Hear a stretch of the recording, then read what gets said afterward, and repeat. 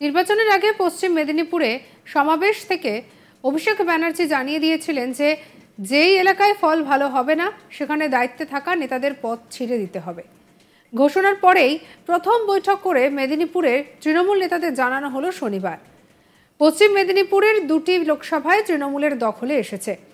এই সব এলাকায় ভালো ফল হয়েছে ঘাটাল লোকসভা কেন্দ্র থেকেও।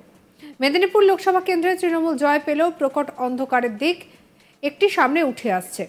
দেখা গিয়েছে এই লোকসভার মেদিনীপুর শহর এবং খড়গপুর শহরের মানুষরা ভোট দেয়নি তৃণমূলকে।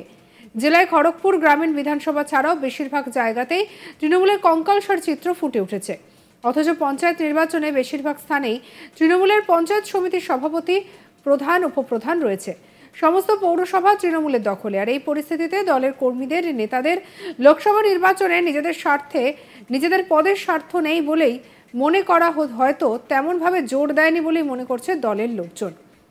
আর এদিকে তাই শনিবার সন্ধ্যা নাগাদ মেদিনীপুর শহরে জেলা তৃণমূল কার্যালয়ে একটি বৈঠকের আয়োজন করে তৃণমূল। আর সেখানে নবনির্বাচিত সাংসদ জুন মালিয়া সহ মেদিনীপুরের সাংগঠনিক জেলা তৃণমূলের বিধায়ক, মন্ত্রী সকলেই উপস্থিত ছিলেন।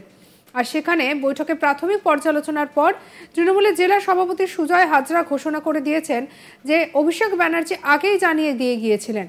সম্প্রতি নির্দেশ দেওয়া হয়েছে কালীঘাট থেকে। ফলাফল পর্যালোচনা করার পর যেখানে ফল খারাপ হয়েছে সেখানে পদে থাকা নেতাদের সরে যেতে হবে। তাই 10 দিনের মধ্যে প্রতিটি ব্লক এবং অঞ্চলের নেতাকে বুথভিত্তিক পর্যালোচনার তালিকা জমা দিয়ে যেতে হবে। কি বলছেন সুজয় হাজরা, শোনাবো আপনাদের।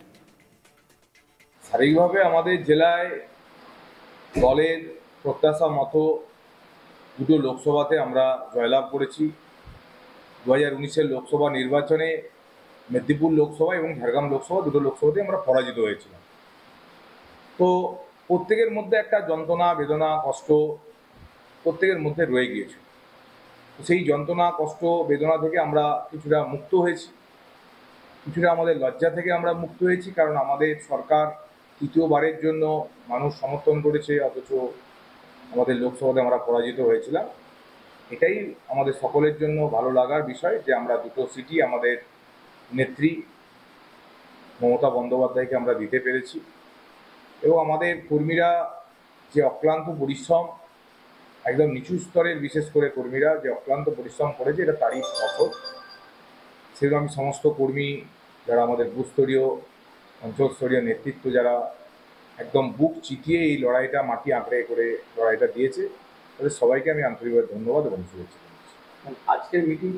আজকের মিটিংটা এরই মাঝখানে 2026-এর লক্ষ্য নিয়ে আমরা এখনই নেমে পড়তে চাই।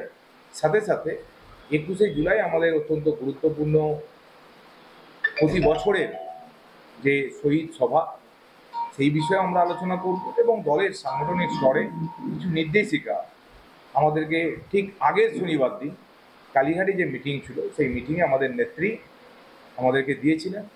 সেই নির্দেশিকার সারাংশ আমরা কিছুটা ব্যাখ্যা করব আজকে। যেখানে আমরা কিছুটা দল খারাপ রেজাল্ট করেছে, সেখানে যারা দায়িত্বে ছিল তারা দায়িত্বশীল ভূমিকা পালন করেছে কিনা, না হলে যেমন আমাদের নেতা অভিষেক বন্দ্যোপাধ্যায়, কালকে আপনারা দেখেছেন যে বিভিন্ন সোশ্যাল মিডিয়াতেও সেই বার্তা, যারা প্রধান, উপপ্রধান, পঞ্চায়েত সমিতি, পৌরসভা, মেয়র যারা রেজাল্ট দিতে পারেন,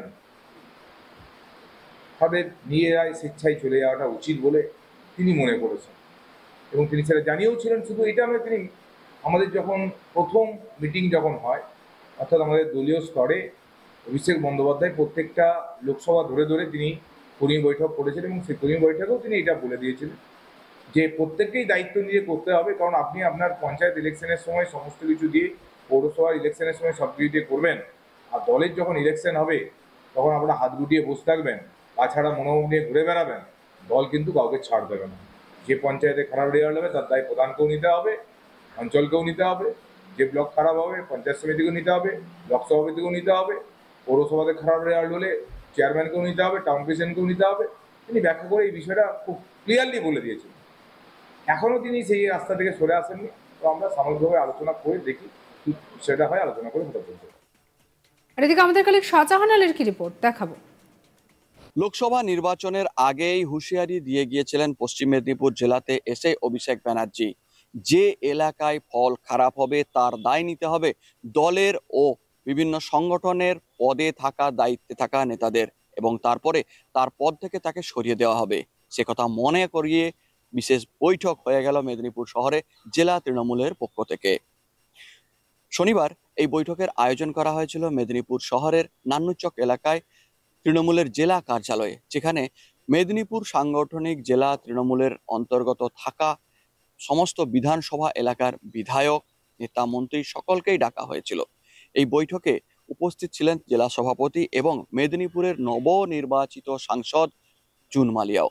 বৈঠকে প্রাথমিক পর্যালোচনা হয়েছে। সেখানে উপস্থিত পঞ্চায়েত সমিতির সভাপতি, পঞ্চায়েত প্রধান, উপপ্রধান যারা তৃণমূলের, তাদের ডাকা হয়েছিল।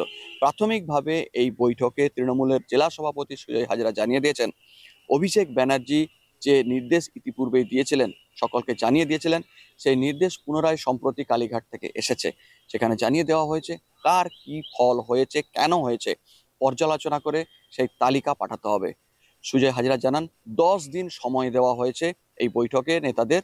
তারা জানিয়ে দিয়েছেন অঞ্চল ভিত্তিক প্রত্যেকটি এলাকার বুথ স্তরীয় সমীক্ষা করে পাঠাতে হবে কোন এলাকায় কি ভোট হয়েছে এবং কেন খারাপ হয়েছে বা কতটা ভালো হয়েছে। যার এলাকায় ফল খারাপ হয়েছে তাকে নিজে থেকেই পদ ছেড়ে সরে যেতে হবে।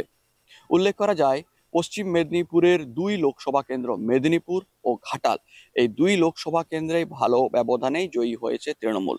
সব থেকে ভালো ফল হয়েছে ঘাটাল লোকসভা কেন্দ্রে, কিন্তু মেদিনীপুর লোকসভা কেন্দ্রে হয়েছে 29,000 ব্যবধানে জিতেছেন জুন মালিয়া। সমস্যাটা অন্য জায়গায়। মেদিনীপুর লোকসভা কেন্দ্রে খড়গপুর ও মেদিনীপুর শহর এলাকা কেউই বেশিরভাগ ভোট দেয়নি তৃণমূলকে। ওই এলাকায় ব্যাপক ব্যবধানে এগিয়ে রয়েছে 2019-এর মতো এবারও বিজেপি। আর সেখানেই চোখ কপালে তৃণমূলের, তারা অনেক চেষ্টা করেও সেই ভোট তারা ফেরাতে পারছে না নিজেদের দিকে। এর দায় কাদের? যে স্থানের বিভিন্ন নেতৃত্ব, সরকারি বিভিন্ন অন্যান্য সংগঠন এবং বিভিন্ন সংগঠন, এমনকি পৌরসভাতে রয়েছে শাসক দলের নেতাকর্মীরা, সেখানে কেন মানুষ ভোট দিচ্ছে না তৃণমূলকে, তার পর্যালোচনার প্রাথমিক অংশ হয়ে গেল এই শনিবার জেলা কার্যালয়ে। প্রত্যেককে সেই বিষয়টি জানিয়ে পুঙ্খানুপুঙ্খ বুথ স্তরীয় ফলাফল তৈরি করে 10 দিনের মধ্যে জমা দিতে বলা হয়েছে জেলা সভাপতির কাছে। স্যার, তারপরেই যেই এলাকায় ফল খারাপ হয়েছে সেই এলাকার পদাধিকারীকে পদ ছেড়ে দেওয়ার কথা বলা হবে বলে জানিয়ে দিয়েছেন নির্বাচনের পরবর্তী পর্যায়ে তৃণমূলের জেলা সভাপতি সুজয় হাজরা।